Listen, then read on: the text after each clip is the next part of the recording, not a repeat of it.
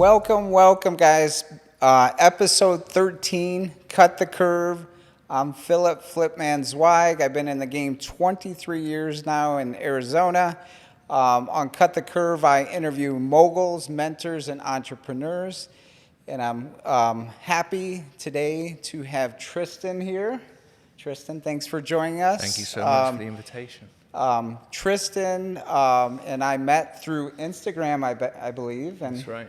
Yeah, and Trystan, one of the things I first noticed about Trystan is his ability to network. I saw him all over Instagram, Facebook. He was everywhere. So wanted to hear more, Trystan, about your journey from the UK. I believe you're originally from the UK That's right. to Arizona and all in between, all that good stuff. I first saw you with Pace Morby. That's the very first time. And Pace, shout out, he got me on to Instagram 2.5 years ago, and he's out here in Arizona doing amazing things. So what brought you from the UK to Arizona?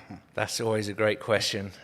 So I became a pen pal with somebody in the US through a very old technology called ICQ. It was one of those kind of very early instant messaging things. And we got to know each other over about 3 years, and we met face-to-face in Washington State originally, and ended up getting married, had 2 children who were amazing, and we got divorced. Life changed a little bit at the end of the 2000s. We'd been living here in the US in Phoenix for... So, real quick, so was it for a girl? You moved to the United States basically for your former wife then, right? Yeah. Oh, wow. Absolutely. Amazing. Yeah, we lived in the UK originally, fell pregnant. She wanted to have the baby near her family, so we moved to Phoenix. 2005, we bought a house, 2,500 square foot house, $250,000, and very quickly it went up, which was great. But then when my dad got sick in 2009 and we moved back to the UK, I was trying to sell it, but of course it wasn't worth $250,000 at that point. Because as we remember, the market collapsed overnight. So were you doing real estate at that time? No, I'd been in a career of IT for, when I left it, probably about 2 years ago. Probably about 20 plus years, 22 years, I think, in IT. Okay. I had a feeling you knew technology when we were setting up here, so I didn't know your background. So you have a degree in technology? No, I came originally from, I was first interested in design in the UK originally. There was a TV series called Howard's Way in the UK, which was, I was raised in Cornwall, which is the most southwesterly point of the UK. I mean, if you look at Michigan like that, the UK is kind of like that, but that way around from where people look in there. It's the closest part to America. Land's End is, on the peninsula. So 3 sides of the county are surrounded by ocean. So I always loved the ocean, boats. I was never a sailor, but been accused of having a sailor's mouth at some point during life, but definitely enjoyed the water, the look of boats.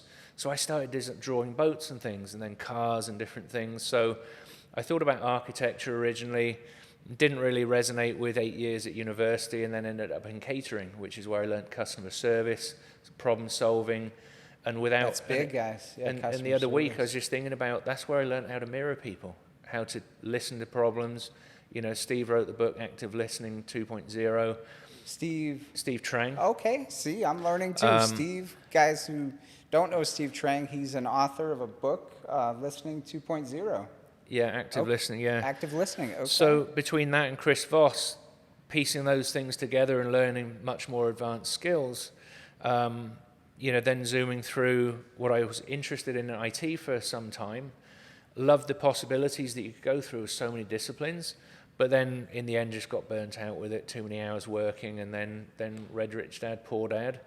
And, assets versus liabilities, that was a game changer in my mind and changed my life. Rich Dad, Poor Dad. Steve Trang sat here last week. He said the same thing. He was an engineer at Intel, and that's what changed his life, guys. Rich Dad, Poor Dad. So if you haven't read that book, that would be a great, great start, guys. I've read it. We have the board game now, and it's basically how to get out of the rat race, and it breaks into the 4 quadrants of the different quadrants, and it's and that was the next book I read of Kiyosaki. The quadrants. Cash flow Yes, quadrants. yes. Yeah. So he contrasts the rich dad versus the poor dad. So the rich dad is not the one with all the degrees, but the one with all the real estate, the assets, that passive income that makes him wealthy without you killing his time. So the other dad was a professor, and he had to work hard for the money versus the money working hard for him. So Absolutely. definitely check out that book. Yeah. And so you read that book. Were you here in the U.S. at that time? Yep. I moved back to the UK in 2009, came back in 2011, continued down the path of IT, knowing within a year or two that I didn't want to be in IT for the rest of my life. I enjoyed photography, music, which we talked about a minute ago, and I just wasn't sure that wasn't going to be a lucrative business for me. What was it that you didn't like about, because when you hear IT, you think that's a six-figure job, right? Like it certainly was, very much so. What I didn't like about it was I felt very siloed. It wasn't very creative. I'm a very creative person. That kind of dried up my creativity for some time, and it really empowered me to sort of see what could be done within, I kind of did it without knowing what I was doing. I did a live-in flip in my property in Phoenix in 2017. That was your first action to do. You read the book, but then you actually. I'm not sure if I'd read the book exactly then or just afterwards, but I met Manny Cabria, another beautiful human being. He did his first flip right next door to my house. I just finished mine.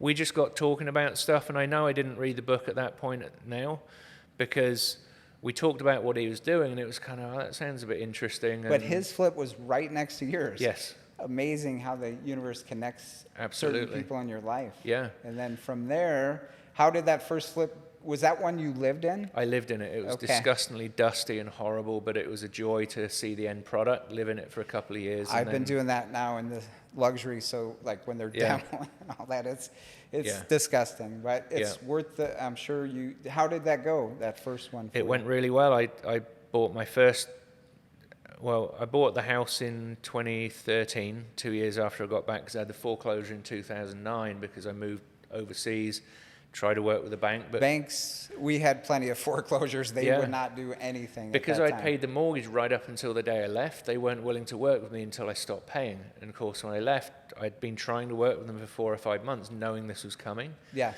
So, part of my mission, not to skip too far forward, is now to help as many people as I can avoid foreclosure from what I learned from that experience personally. Love it. As a consumer, now use my experience in real estate to springboard people to recovery, And for me, too, it's all about helping others and solving problems, right? Because if you don't know what you don't know, someone knows it. So like yourself, you're educating others on helping them with their foreclosures because that's like life-changing. Like it's very scary when you're going through a foreclosure. Oh, absolutely, yeah. And to understand the psychology of it, I wasn't in distress in that sense because I had a situation where I'd paid up to the last day, but so many of these people now coming into the forefront of our view, the investors that have just got into the business in the last 3 or 4 years, they've never seen this before. There were foreclosures before COVID, obviously, but the volume of them is going to accelerate very quickly, and it's going to be a slew of opportunity for us to prevent foreclosures. Absolutely. Provide housing for people that don't have it. Do you think we're going to get back to short sales? I've already got to. Oh. I've just closed on one. I didn't buy it, but we led a seller through a short sale. Took them through a loan mod from a year ago. It took us 8 months to have that declined. There's a second property she owns, so she didn't have quite the benefits of the loan mod that she could have had if she lived there. And then we hired somebody, Matthew Potter, locally to manage that one for us. Excellent. And they found a buyer. Whoever bought that. So those short sales are already happening as we speak. Wow. And it's interesting to see the change in the bank's management of loan mods. Both of these happen to be second homes or second properties, whereas I've done about 8 loan mods in the last year with sellers, and we'll come on to the results of those later on. But from putting a silent second in place, a second mortgage without bearing interest just gets paid at sale of the property, to now increasing interest rates, because it's not, they would always reset the interest rate to the market level, but of course before 3 months ago we were at very historical low interest rates. So the reset of the interest rate was helpful to the seller or the homeowner. Now we're seeing the one in Indiana that I've just done.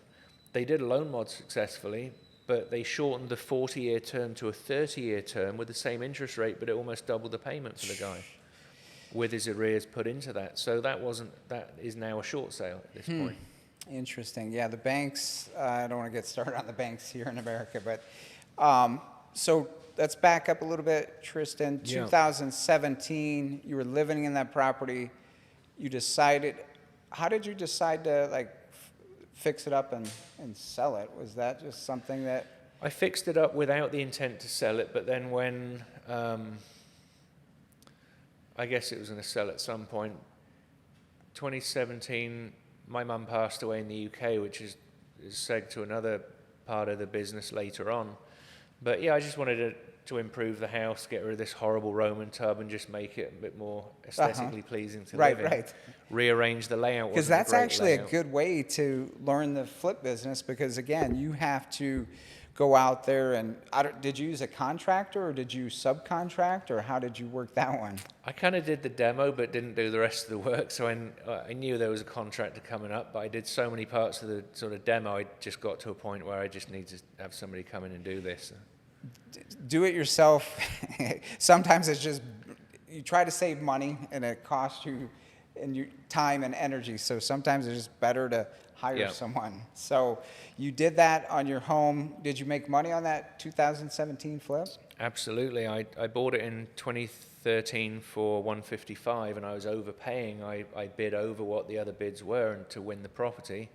I think it sold for a little under $395. Wow. When I sold it in 2020. Okay. So it was obviously a long run. I was debating whether to keep it as a nurse rental, but I wanted to realize the equity so I could invest that into other properties.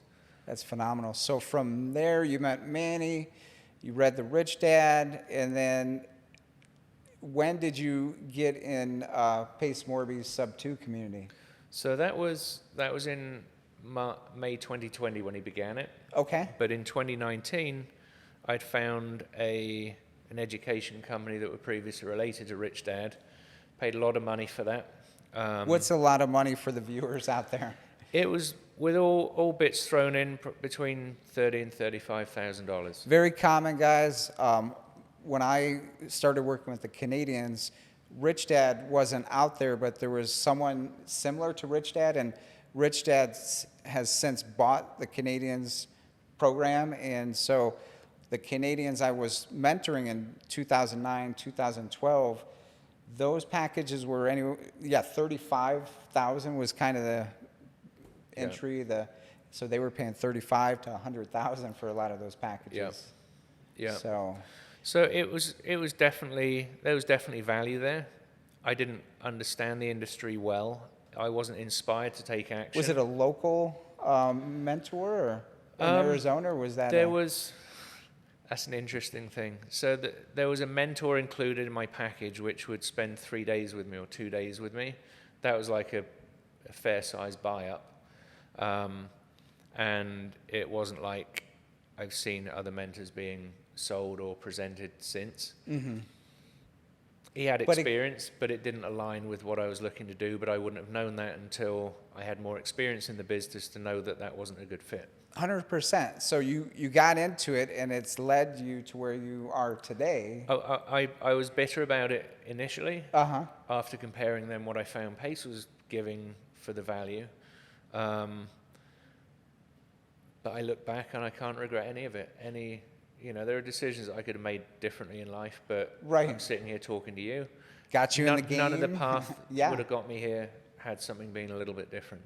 Because you took action. So we had talked about this earlier too. For many of you guys that don't know, I have a course right now on short-term rentals. It's amazing. It's world-class. But again, we were talking about action versus non-action. Like a lot of people have seen it. Mine's only $97 a month.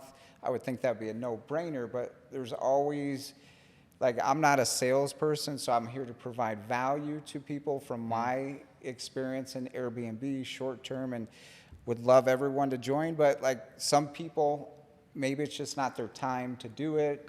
Maybe they're not action takers, because a lot of people buy a book and course and never do anything with it. Yeah, it's a really interesting topic, and I love some of the psychology behind it as well, because I look at my journey. I didn't really take action for about 7 months after starting that program. My first campaign was with a friend of mine who we did a tax delinquency program. And, you know, referring back to Steve, I think he's said in previous interviews that he used to overthink things or think a lot about details. And yes. You know, I was overthinking that before just getting Is that out that there. Analytical brain in you that just like, what if this, what if that? Exactly, yeah. So I did that campaign. I got one deal out of it. It was a great deal. It was a JV deal with Grayson, and it was amazing.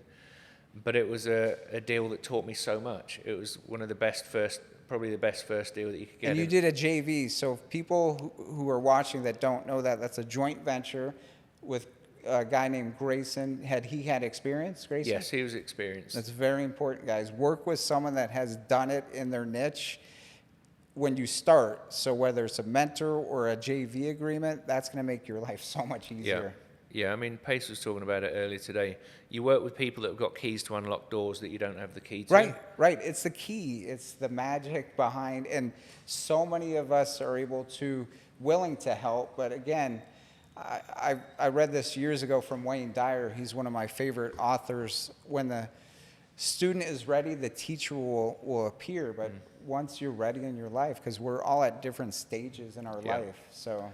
And that's a great reference back to the education that I had. I went to Vegas in October for their the first event that came up in my subscription to them, a year or whatever it was. That was a great thing. I met another guy. I bought another $10,000 thing from them. Went and did that. That was very intense, but you very put helpful. skin. They call it skin in the game. You bet on yourself, and a lot of people are like, "Oh, I'll just read this book." Well, it doesn't work. It can work, but it's that much harder. And I'll say that very clearly for anyone that's watching. The only person that you should gamble on Vegas is yourself. That's the only place you should place money to bet. I'm not a gambler. If I'm in Vegas, I'll take a certain amount, but I always bet on myself, like you said. And absolutely. You have to be educated and know what you're doing, but then bet on yourself that you're going to kill it. I mean, crossing the road is a risk, but it's a managed risk. You look around you, make sure nothing's coming that's going to hit you. So we don't want you to get in this game. You know, there's so many different ways you could get in real estate, but for me, it's short-term rentals. But I wouldn't want you to just get in without educating yourself. That's stupidity, right? Take the classes, learn from people in the community, and then you take action. I mean, Brent Daniels talks about, I think it was Brent talking about the 3 T's: time, talent, and treasury. You may have one or more of those things. So you may have time, but no money and no skills. So you put the time in to build the skills and build some revenue, JVing or contributing to somebody else's business. Or you bring money and you contribute that to help somebody else that does have the time to do the marketing for you, tee up the leads if you're a closer. If you don't have, find somebody that's a closer. So there's at least 3 ways. So you have to have one of those, is what Brent Daniels is saying. Time, talent, or what was the third one? Treasury, money. Okay, so. And not everyone's got money, but people that don't have money sometimes have more time, but there's a balance So from your experience, Trystan, because I hear this a lot, and I think I had in my head too, I can't do real estate. I don't have any money. I don't have it. So what do you say to the folks watching in regards to that fear? Because I think it's a false fear from my experience now. I mean, I remember probably the first 2 events from this education company that remain nameless, going in there and they're talking about using OPM, other people's money. They're talking about finding out what credit cards, lines of credit that you got, and it really seemed really scammy and kind of a bit sketchy. And I think the way it was leveraged was not 100% great, because it was really finding out how much you could spend on their course. That was the reason they were using it, but it did lend itself, no pun intended, to what you could leverage for capital to get into deals. 100%. And it's not necessarily just your own, but the phase that I'm in right now is private capital raising. So you're starting a private fund, or are you doing that right actively? I'm researching that right now. I don't know how far we want to bounce back and forth, but yeah, I'm looking to do probably a Regulation CF, a crowdfund fund. Excellent. Or one of a couple of other different funds that I'm looking at right now. And that's the thing, guys. When you're in the game, like, there's so many different opportunities that you wouldn't know about unless you were doing flips or meeting folks. Yeah. So, like, things are the same, but they're always changing, if that makes sense, like evolving. So now you're going to be having your own fund, and like it just leads you, like, all these steps have led to right here in raising money. And I'll say one thing on money. Having that conversation about using other people's money, one of the biggest things, and I've got a podcast called Birth to Net Worth where we're just trying to normalize the conversation about talking about money. There's Dave Ramsey on one side of things. There's another. Yes, two extremes. Very right? extreme things. Right? And I think Dave Ramsey is great for people that have a struggle in the past with money, and probably in the future that maybe they aren't necessarily able to handle money as well as other people. And nobody's perfect with money. But the big thing is your relationship with money. How were you raised? What were your parents' attitudes to money? How was money handled? Was it handled like this with scarcity because there wasn't enough? Or was it abundantly handled? Those two different... Yes, those are powerful references when you're growing up, because we all learn from someone. Like, the other thing is credit. Did your parents understand credit or not? Like, we didn't have credit in the UK. So it was way different for you. You borrowed money based on your income and the fact that you hadn't shown yourself to be a bad lender, a bad borrower. I think they've got some scoring since I've left at this point, because it's just evolution of finances, But I cetera. think you brought up a great point for the viewers to understand. What is your true relationship with money? You have to identify that and understand the psychology behind that, because for me, like, when you squeeze an orange, what do you get? You get orange juice. Yeah. Like, so when someone squeezes you, and if there's scarcity, that's what you're going to get in the world. So that abundant mindset, it comes with, sometimes we have to retrain, and that's why YouTube and watching videos on affirmations and things of that nature have really helped me. Yeah, and this will be a self-limiting belief you don't realize you have.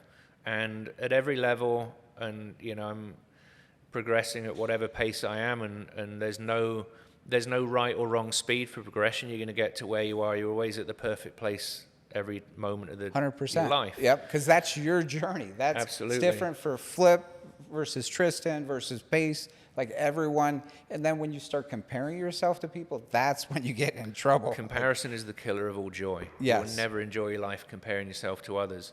And without getting onto tangents, social media, I think this is why this is a huge contributor to teenage depression and anxiety, because they're comparing themselves to other people's highlight reel of their life.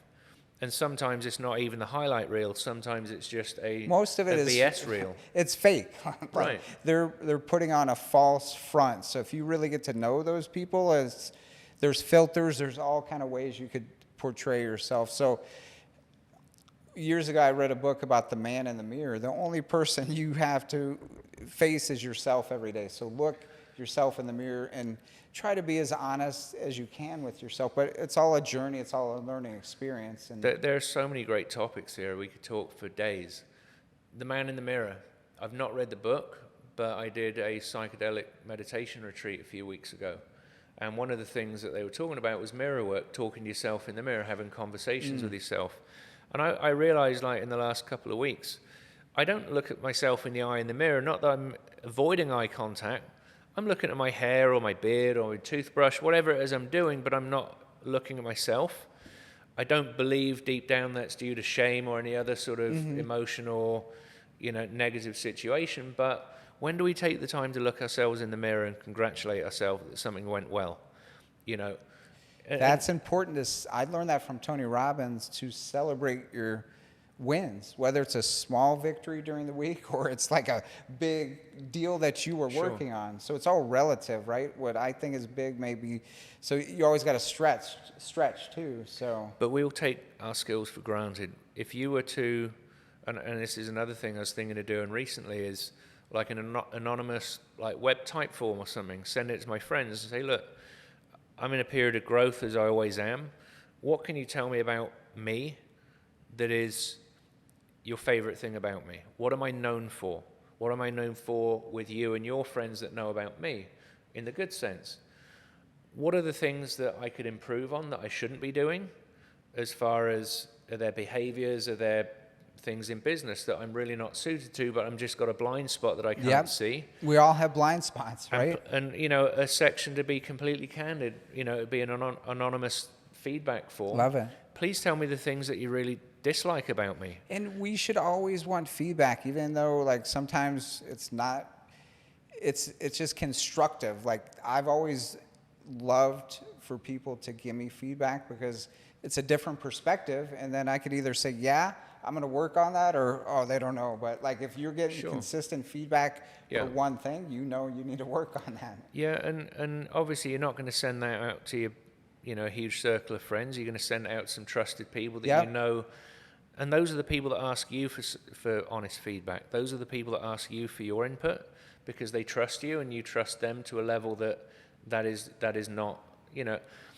Yes, it could be anonymous, it could be face-to-face, but I'm open to either. I want to give somebody You're open because I think you're one of those people that wants to grow consistently, and you attract those people in your life too. Like, so talk to me about, like, once you got on this journey, did you keep the same friends? Have you lost friends over the years? And, you know, because our focus shifts in life if we're growing and evolving. Sure, amongst other things, and not to get too personal, but I started my personal growth journey around 2007, doing a bit of energy work with a couple of people that I met while I was working a second job at Fry's Electronics. I started the journey then, and that had some positive effects on me, but drew my ex-wife and myself apart. Interesting. In many ways. But I accept that as growth, and, you know. It's all growth. Our so-called failures, or I had a divorce too, and I took that really hard because in our family, there's no divorces. So I was like the first one, and like I thought I failed, but through that, I learned a ton, and it was right for me. Yeah. But, you know, at that time when you're going through it, you're like, oh, what's wrong with me? And so you question yourself. Yeah, and but it's all growth. Yeah. Yeah. I grew so much, but there was a lot of sort of grudge that I was holding on to, and a lot of, you know, they say what you resist will persist. I was so adamant that I wasn't going to be a victim, that I wasn't going to be this, that, and the other. But I found that I became that because I was trying to resist it. Oh, what you accept transforms. And there's so many deep layers of healing, and, you know, it's just amazing. We think we fixed something, or we think we've overcome something, and then imagine you got a rock in your shoe. You got like a big piece of gravel in your shoe. You're going to notice that pretty well. But once you get rid of that one, then you're aware of a smaller piece that gets in later on. And the awareness level increases. You're more sensitive to knowing about these things and finding these things the further you go down the journey. So you can have an equal or greater level of disruption in your life by finding more fine, granular issues that you come across or opportunities to improve. You become more sensitive to them as you hone that skill of being aware. Yeah, and we either face those or we bury those. So I choose to like work on those daily because with Tony Robbins back, one of his things I learned from the main motivational speaker in the world was CANI, constant and never-ending improvement. And I believe in my soul that like I'm always improving. Like if I'm not improving, I'm status quo. So I'm always trying to rise daily, and that's an internal job though. It's not like a job for someone at the real estate company. Oh, I mean they could hold you accountable, which is great, but all big like the internal drive has to come from in. Yeah. that's the psychology, right? That's the Yeah. mindset. That's everything. And that's why I believe in our community, mindset, even in my courses, that's the first thing we cover, the mindset. Yeah, I don't know when it was. It was probably about 20 years ago. I did one of these. I don't know if it was like it wasn't the DISC test or Myers-Briggs. It was something similar to that personality test or whatever it was. And my polar opposite personality type was the motivational speaker, which was like, they annoyed me, they frustrated me because this guy's so happy and Right. that's so What's wrong fake, with do you that know what guy? I mean? Yeah. Right, exactly. And then, now I've got into this other world of there's so much opportunity, but that the opportunity only opens up to the level of openness you are and the accountability that you have to yourself and your own actions and mindset and thoughts. Even 5 years ago, the thought of controlling your thoughts was like, there's no, what are they talking about? Right, That's right. not possible. Right. And, people like David Meltzer and many people that I've come across, Jim Quick, they've just been really helpful in understanding and recontextualizing how you look at yourself. But you've got to get to a next level of openness to understand what that next thing can open up for you. Right. Accountability is within ourselves. Yeah. I can't hold you accountable. You can't hold me accountable. We could cause a failure in something we had as an expectation, but it's my accountability for every single thing that I do, and I can be accountable for my thoughts. I may have the thought, but I can say cancel. I can say that's not positive. That's not a strengthening. It's thought not to have. building me to where I want to be. It's not who I want to be. Yeah. And the great thing, Trystan, it's your journey. Like Flipp's journey is different than Trystan's, but we encounter similar challenges, I would say, along the journey of, just, I think, controlling, sometimes for me, the reactionary stuff that I had to take hold of, like, because I'm a take charge type of person, but I had to learn you can't react, otherwise you're going to implode. And I did. I got really sick like 4 or 5 years ago because I think wasn't like self-aware. I'd say the self-awareness wasn't there. I was getting caught up in the business, and so the self-awareness has evolved, and it's still evolving, and we all have to work on something in ourselves. It's almost like we need to be in the eye of the storm, in the calm, in the center of that storm, where you can see it all going on around you, but you can be as at peace as you possibly can be, and not reactive to it, but just aware of, accept that everything's going on around you, and just, And one thing I did learn is, if there's a problem, guys, we don't have to address it right away, because what someone else considers a problem may not be that big of a deal. So, like, you have to understand when to address things, and sometimes more energy for me is in the morning. So sometimes my mentor taught me this too. He's like, hey, Flip, I can't get you an answer right now, but let me think about that. So he took time to think instead of like, yeah, I'll do this, I'll do that, versus just like making it quick. Because sometimes we think people want to know right away, but they're willing to give us, time. Hey, Trystan, let me think on that, and can I get back to you tomorrow, and we'll talk about it. Keith Cunningham wrote The Road Less Stupid. I don't know if you've I haven't read that book. one. He's a very dry reader of the book. It wasn't the most exciting listen on Audible, but he was a very powerful human being and writer, and definitely put amazing content in there. For about 1.5 years, 2 years, I was a recreational listener to audiobooks. I'd listen to them, and then I'd jump to the next one and jump to the next one without implementing stuff. And I realized the last 2 or 3 months, you're not getting what you can from the books. But referring to your thinking time, Keith was talking about setting aside thinking time to go and, schedule thinking time. So I think he referred to a client of his that he had taken a problem to, or somebody had taken a problem to, and they said, I'll schedule at 2:00 in the morning on whatever day it was to go and think about that. That set the expectation when they'd get a response. But it was interesting that they would set time for going and thinking about one particular thing. So they got it off their mind until that point. Then they could go and clearly think about that problem. And hey guys, quick announcement. I just launched my new Passive Income Accelerator course. In this course, you'll learn how I built my Airbnb portfolio to 10 properties and growing while amassing $3,000 to $5,000 per property per month.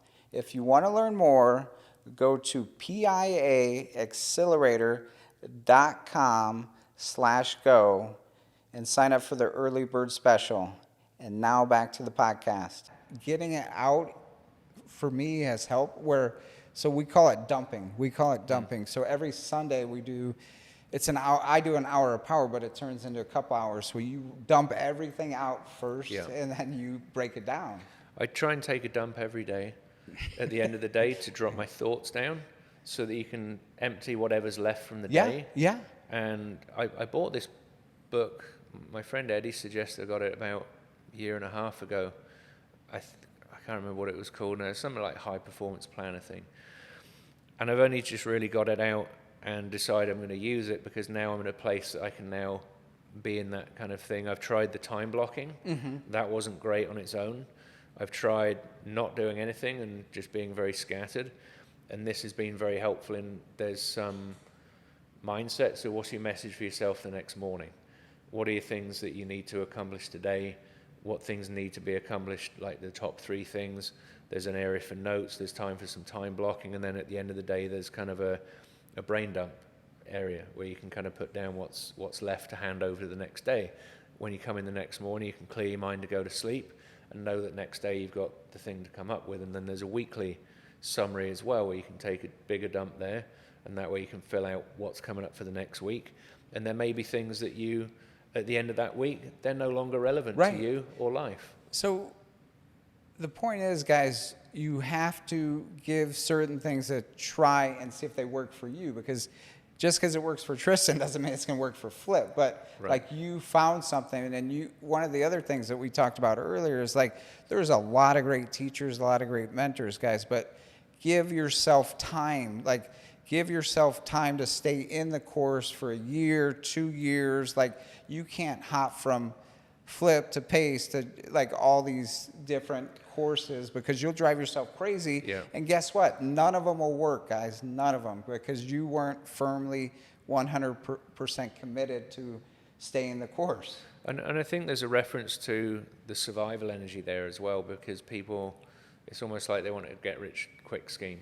Instagram. Yeah, I mean, my friend Steve, he was on my podcast a few months ago, and he got fed up with a job, and he said, how do I become a millionaire quickly? How do I get rich quick?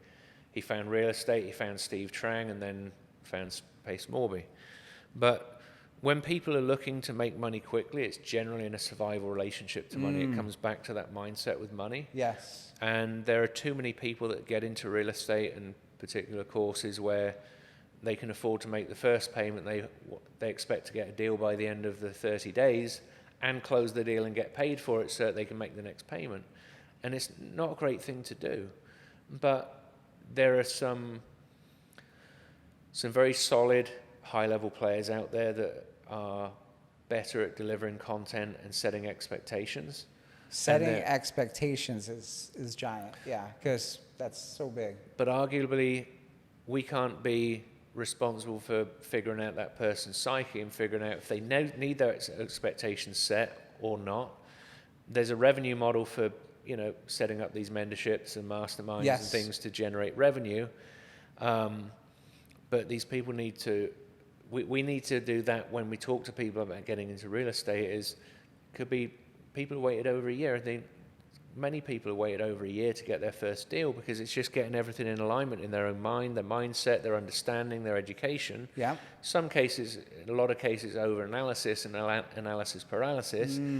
But between those things, you want to be Thomas was an engineer from my church 20 years ago, and I wonder if he's still analyzing deals. Shout out to Thomas, but same thing. He would want to, hey, Flipp, can I go with you to drive? I'm like, sure, because hop in the car, we'll go, and just can I have this question? But like, eventually, guys, you got to jump in the pool, or don't jump in the pool, but find something that you really enjoy, and not only for the money too, because if you're only chasing the money, it's hard journey.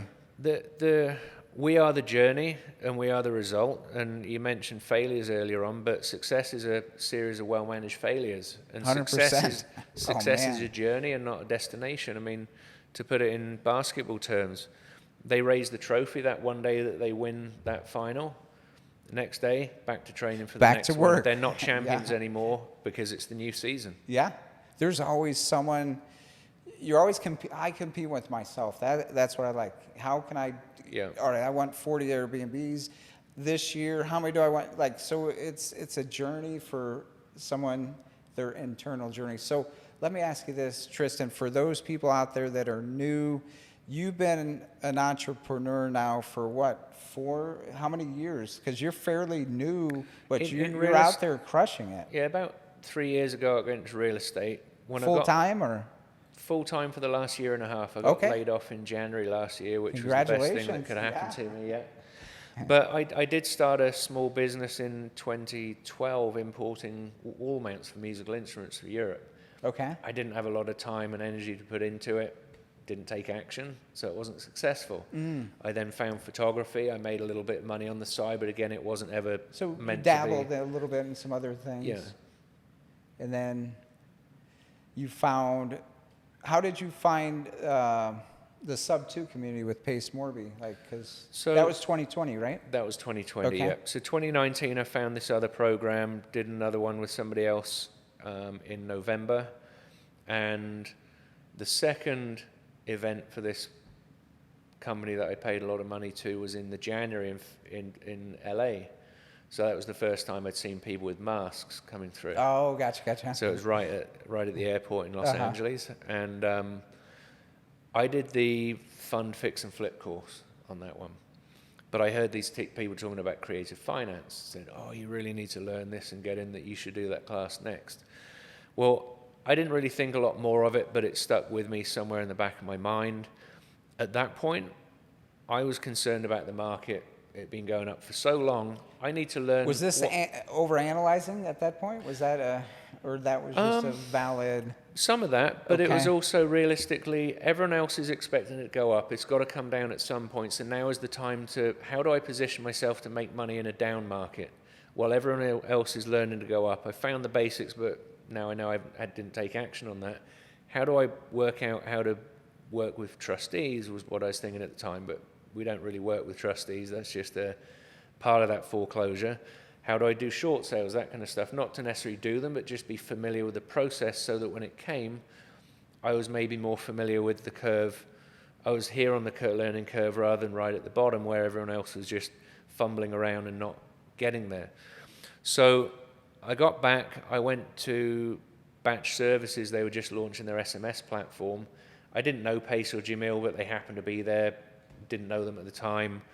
But within a week or so, they started popping up on my YouTube. So I started going down the rabbit warren there and found Pace and listened to a bunch of his stuff. So we're in Arizona, guys, and Pace is in Arizona. Jamil with Keegley, those guys are amazing. They have an A&E show now if you want to check it out. Jamil's going to be on the podcast, but he's got A&E. So September, he'll be on here. But again, check the Arizona. I don't know what it is about the water in Arizona. We have so many amazing teachers out here. Yeah, and the collaborative nature of all of these people is the most wonderful part of the community.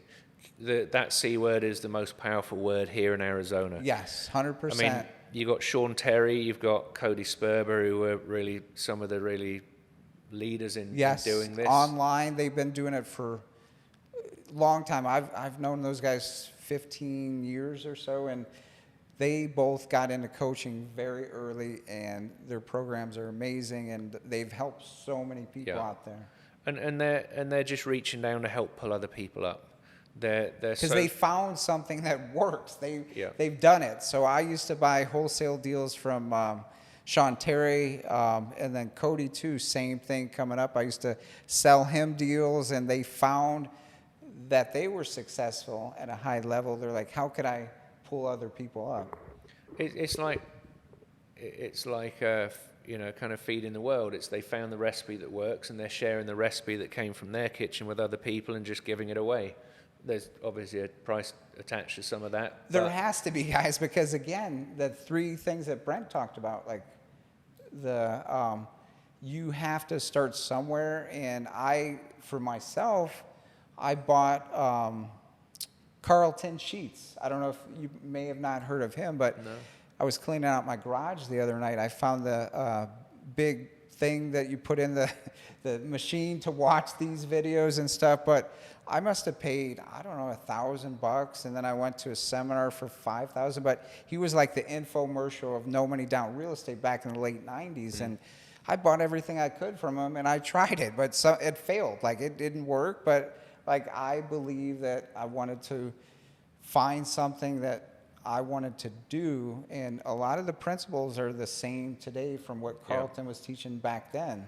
Yeah, I mean, the 80s were, a real high time for creative finance with the high interest rates. I understand, I obviously didn't live here, was very young at the time, but I understand with the 10-15% interest rates, sellers couldn't wait to sell their property to somebody else so that they could buy another property at an existing interest rate subject to or seller finance, where they didn't have to go to the banks for loans with 10 to 15% interest on them. Yes. So that, obviously there was a time before banks, so things were seller financed back in the now dark we're ages. shifting back to creative finance. So guys, if you haven't learned creative finance, now is a great time to learn how to structure deals, because the market's changed.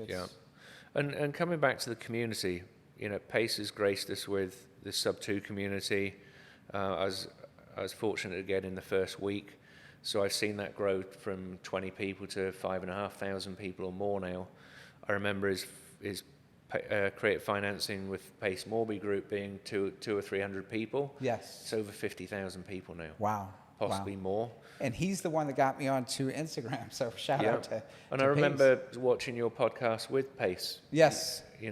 Back a long time ago.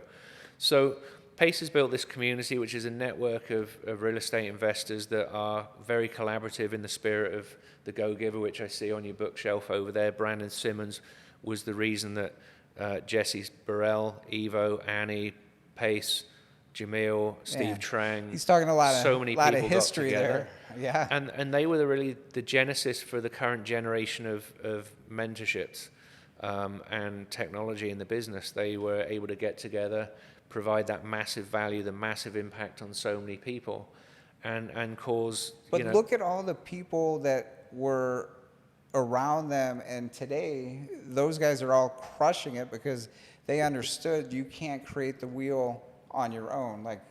They learned from Jamil, Pace, still learning and growing. Right. So I would definitely recommend, whatever state you guys are in, plug into your RIAs, plug into people doing it. One of the things that we get quite a bit, Trystan, is if you're young, you don't have the money, how do you provide value to, Tino, just the guys that are doing deals every day? You got to be creative. What would you recommend to the viewers watching as far as value? That's where these conversations with not just yourself, but your friends come along, and the people that you may be wanting to work with, because, trying to have a cup of coffee or take somebody to lunch it's nice, but it's not really value for them. It doesn't great work. Value of their time. Trust me, if someone does that, I'll be like, I got a coffee pot over there. I don't do lunch. There's got to be. You got to be clear on what you have or what you bring from a previous career or an existing career, and that's where I love to have these conversations. I lead the Arizona Sub-2 Accountability Group. I've also built a national network of meetup groups with Sub-2 students, Astra Flippers, disruptors. Everyone's welcome. It's an all-inclusive community to be able to do deals that you wouldn't otherwise be able to do, leverage skills that you might have learned from the mentorship you did, but I didn't do that, so now we can put our skills together. Big. Yeah. And you can bring value in that way. So, I know Pace gives the example, Cody, his partner, he was an integrator, he was a realtor, he could close the odd deal on his own, but he wasn't getting the traction that he wanted. Pace being the closer that Cody saw Pace on Steve Trang's show. Cody went to Pace, he said, I've got all of these leads. I don't want any money from them, but I just want you to walk through and see if you can close these and make some money from them so I can learn. And there's not many real estate investors that I know or would want to know that would just take those leads and give you nothing from them in return. Yep. But the intent and the understanding that you're leading with, you're leading with the opportunity to give something to somebody else and not expect something in return. That's a great story. Is a great situation to be in. Now, you may not have read The Go-Giver, but I really heartily suggest you do. Giving more value than you receive in money. That's the first rule. Yeah. People are going to give, but they obviously need to have some expectations set between you, an upfront contract that Steve would give you from a Sandler perspective. There needs to be an understanding of some sort of receptivity to that person that's giving. Now, the second law is the law of value. I forget the second law's name, but basically the more lives of people that you affect, the law of compensation, the more you're going to receive in payment. Yeah. So the bigger your influence... That's a universal law. That's just... It really is. Yeah. And it all comes back to energy, and I just love the way Bob Berg and the guys put that book together. They got 5 or 6 books now that are all amazing. But how can you bring value? It's either, I have these conversations. So what did you do in your last job? Oh, you did that. So sounds like coming from a hotel background, you might have done customer service. You've been talking to people, finding out what their problems are. Yeah, I've done a lot of that, talked to a lot of people. Some of those people were really pissed off, weren't they? Okay, so you're probably going to come across some sellers that aren't happy. Sure. They're ashamed of their situation. They're embarrassed. Those are people that you need to be able to interact with and provide empathy, compassion, and really not take on their energy, but understand that the energy that they're in, be able to counteract that in a positive way that harmoniously allows you to then offer an olive branch or offer a pathway for them to find their way out of that. Right. That's beautiful because that's their story. So again, you don't take their energy in, but you listen to their story and you try to solve it from there. The integrator so Cody was the integrator in that relationship? He is, yeah. Okay. Yeah. He's very behind the scenes, but great smart guy that has done a lot of business with Pace Morby. So is that the book of Traction, or what book is that? That's Rocket Fuel, which is Rocket Fuel. That's right. That's right. Because Pace, he recommended that book at lunch one day. I was with him. So you need the integrator and the what's the other one? The visionary. The visionary. So yes. See, there's so many relationships that you don't know are there before you know these kind of definitions. But there's Walt Disney, the guy that had the ideas for the theme parks, the creative guy. He went bankrupt a couple of times. But his brother Roy Disney, that so few people know, he was the integrator in the business, the accountant that was actually put in the process and the managing the business itself so that success could follow. Yes. And then you got Steve Jobs and Steve Wozniak from Apple. Jobs was obviously the visionary, Wozniak was the integrator. So in every successful business you have... In very many, yeah. In a large percentage, But to scale... With anything, the guy that runs IBM isn't making computers, programming, developing all these things. You have to scale out and basically initially design that conveyor belt of what jobs need to be done. Yes. So in real estate, it's lead gen. Then you've got lead management. Then you've got negotiations and closing. Then you've got contracting. And then you've got finding a buyer if you're selling the deal. Then you've got the escrow officer. Then you've got distribution of funds and closing, that sort of thing. So you've got to figure out what your conveyor belt is. If you can understand what that conveyor belt looks like as a general process, then you can maybe understand where you fit in the conveyor belt with your previous skills. I like it. I like that question you asked someone because, again, sometimes we may not know what our value that we could bring someone. So you get someone that's outside, that someone but they're going to ask you questions to kind of bring out, I do have value in that area that I could provide for Flip or Jamil or Trystan, but maybe just ask for help. And I know sometimes asking for help, wasn't comfortable. It's kind of like, oh, you got to ask for help. What's wrong with you? But it's total opposite. People are willing to help you along your journey but they won't know you need help unless you ask for it. So how do we know? Mindset It's a mindset, and I was stubborn like that too. But once I started doing that, it changed my life to know that you're going to help me out if I ask you for something, because everyone can help you in a certain way, but what is it that you need help with, Trystan? So that's the point. So for you, man, I really see you doing large things in communities and networking. Was that something that came natural to you, or how did you start? Because you're all over. I'm like, Trystan's there, Trystan's at that meetup, and I've always been a networker, and I always talked a lot. Not excessively so, but there was a point where I realized that I was talking too much, that I wasn't listening enough. And it comes back to I think it was I keep quoting books, but it's natural to me to sort of reference in my own mind we while all I'm love to thinking read, about it, yeah. how to make friends and influence people. And, Bob Berg from The Go-Giver also says it. It's more important to be interested than interesting, to listen to the other person, because the other person often probably won't have a chance to talk about what their passion is, what their business is about, and also asking questions other than how you doing, how's your day, Yes. What are you working on, Flip? Tell me about that. Oh, you've got an engagement. It's something you actually chose to do, a project you've taken on, which is taking up some of your time, and understanding and being interested in that ask questions other person, about that business. person. Another thing is use their name. I think that was in How to Win Friends and Influence People.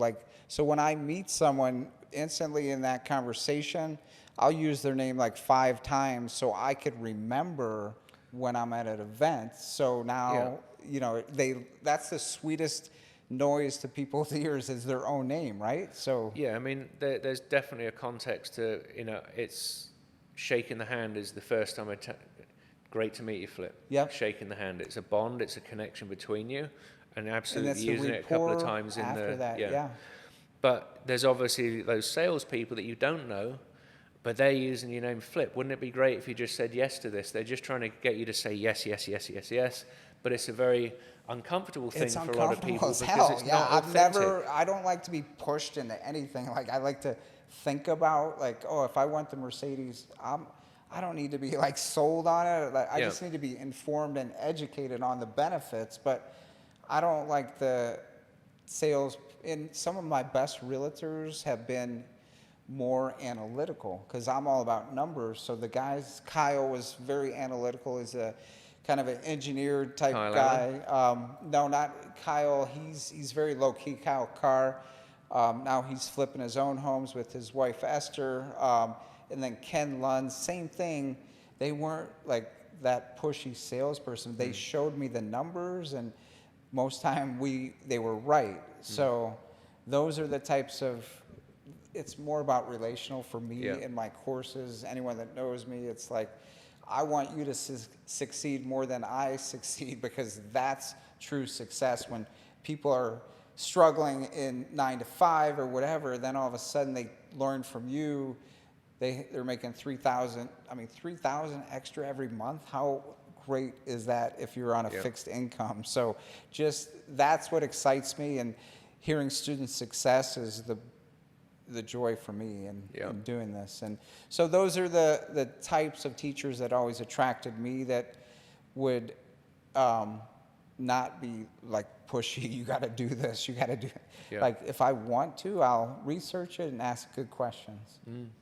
So. I mean, so many people are very helpful, and one of the areas that I have grown is, I read The Go-Giver, and I'm a very helpful person as it goes anyway, and learning from my parents, observing how they were, just giving a lot. And it's not to say I'm a saint or anything, but one of the areas I've grown in the last few months is putting my own oxygen mask on, because my business wasn't going as well as it could do, because I was trying to help many other people, and also trying to do too many things, too many streams of income I was reaching for. And again, you were saying chasing the dollar instead of chasing the purpose behind the results will follow, and really reining in on my time and respecting my time, and therefore respecting myself more, because I'm valuing my time instead of just giving it away completely. Right. But do you think just getting into the game, that's why you're trying to like spread yourself all over to like meet? I think when I wasn't focused enough, coming from the divorce and healing through that, and being in a survival energy, I was maybe in more of a scarcist mindset of, I need to do more to bring more money and Right. reaching for more things instead of focusing more calmly and peacefully on certain things that I knew I was better at, because I didn't know the game as well up till, just along the way. You just grow through that. And it's just understanding more about your own peace, finding more peace, and understanding that focusing on a few things instead of trying to spread yourself on many things is going to be more enjoyable. Yes. More calm and more productive. Laser focus is what my mentor taught me, and like those people, they're like in their 80s or 90s now, but he said the people he associated with, they had laser focus. They stuck to their business. Now, like that just, because they did it every day with the laser focus. So that's what eventually I had to do, is like, because you get on your path, and then you get people over here that want you over there. So like, what's your target? Like, what do you want? What, because your target's different than my target. So that's very important to know your target and know that there's going to be some situations that may pull you away from the target. So, just understand it. Yeah. So Absolutely. Your target right now is community. It's raising money. What are those your main objectives? So I'm continuing to fix and flip. I work with different partners on fix and So you do flips to allow you JVs to- with to- those. So yeah. you're not fully, because there's good money be made in fix and flip, but there's a lot of time invested too, because there's a lot of moving parts. So you have partners, JVs that you're working with? When you find the right partners, it just makes life so much easier. For sure. And respect of the other person and what they're putting into it, and knowing that even though you're a JV partner, just bring as much value to those people. And that's that the leverage. you get to love, and they get to love you, because it's a trusting relationship. Yeah. But the leverage you talked about. So not only leveraging money, but leverage partners too. So So flipping is going to continue. Obviously, looking to buy more conservatively, more deeply, to make sure that we stay, buying the right properties at the right price. Because you never make money on the exit; you make money buying right. yeah. And in this market, it's even more important to do that.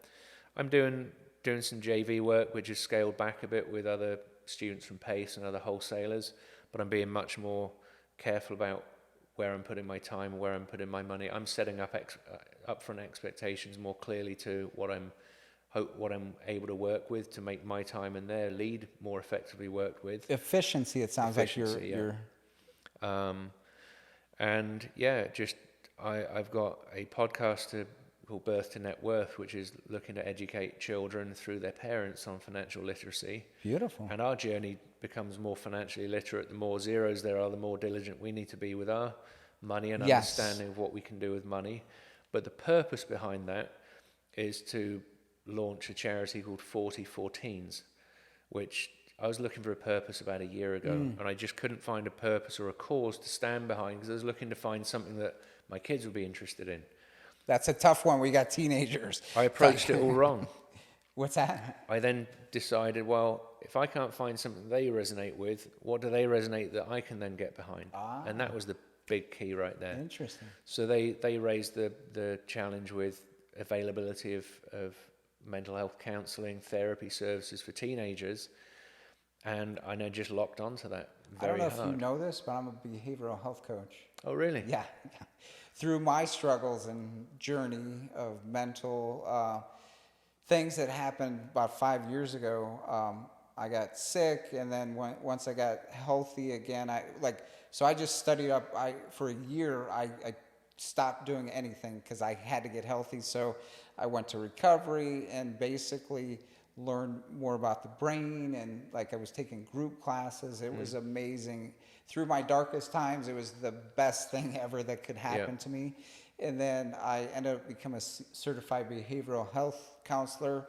Now I'm certified in suicide prevention, and so that's a real passion for me too. So would love to find out more about your charity, but again, it could start at a very young age, and nowadays I have a friend who I met on Instagram, and he goes into high schools and speaks across the country about mental health, because there's still a stigma there, and there shouldn't be. So, if you guys are struggling with that, definitely hit me up. There's the suicide prevention line, and be happy to talk to you and help you out in any way possible.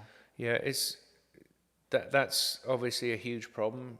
Even before COVID and before the isolation was a huge multiplier, I think, for mental health challenges for teenagers and just society in general. The struggle, I think, and another area we can impact is bringing awareness to parents, because they may not know because you're looking at definition in a dictionary. What is depression? What is anxiety? What are these things? You see what the dictionary definition is, but we're all infinite expressions of the universe. And anxiety and depression are different for every single person. Yes. So you can't look at that and say, oh, those symptoms don't match, or even just know that there are so many symptoms that aren't necessarily documented clearly, because they're a combination of symptoms. They lead to other things like, eating disorders and all sorts of things, and, suicidal ideations as well. As parents, we need to be aware of those things. We need to be normalizing the conversation, not just on money, which we said earlier, but also mental health as well. Mental health is a giant. I'm a big proponent, and that shouldn't be a hard subject to talk to your kids about. But for my parents, if something's wrong, it was just suck it up. That's the generation. So, now we're more open talking about feelings and things, and that is how it should be, because otherwise we bottle stuff inside, and then it's got to go somewhere. It's got to, know. So thanks for doing that. That'll be cool to check out that podcast.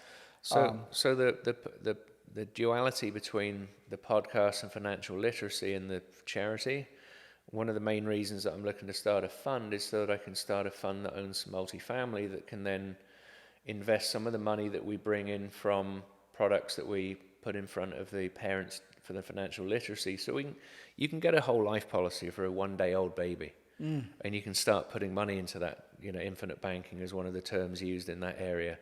Self-directed IRAs, you can put up to $6,000 a year in for an individual. And again, you don't know what you don't know. So if the information wasn't presented, people don't know these things. So that's great that you're... So we're putting products out there so that the parents can maybe switch over a 401k that now has a low value. They can suck up the tax payment on the 401k to pull it out and roll it into something else that's an after-tax product. They can invest with their kids into the fund, and we're hoping there's a way that they can give some of the return to the charity as a tax write-off, depending on what the structure of their investment is. That can help sustain the charity. So the teens that are growing up learning about handling money are supporting their peers by donating to this thing. By the time they get to 16 and have their first day job, they've got some charitable donations they can write their tax off. So they never actually have to pay tax with depreciation and everything else that's involved. Very early stages, but I've got some great team members around that are willing to help me. Bryant, Marie, Greg, Chris. We've got so many people that want to be part of this. Yeah, so there's a purpose. Again, you have to have a bigger purpose than I just want to make 6 figures or 7 figures in real estate, because that's an empty, you can't always be chasing it. And I see it with our community and how great people are in giving back and doing things that will sustain not only their lifetime, but past their lifetime. And that's the two ends of the causation. We're helping solve problems for homeowners, but this is the other end that again isn't talked about a lot, because people are sometimes private about what they're giving.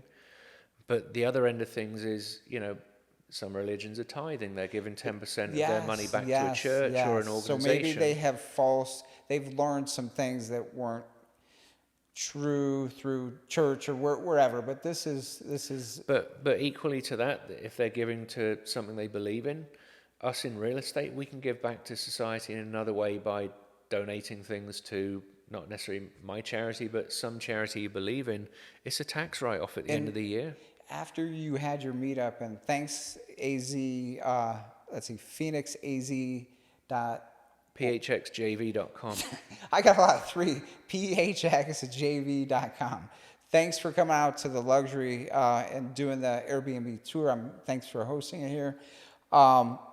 After you left, I was like, man, with each short-term rental, I could actually donate. I don't want to donate through Airbnb because they have that option, but I was thinking, do we give the guest an option? Hey, if you want to donate, pick your favorite charity.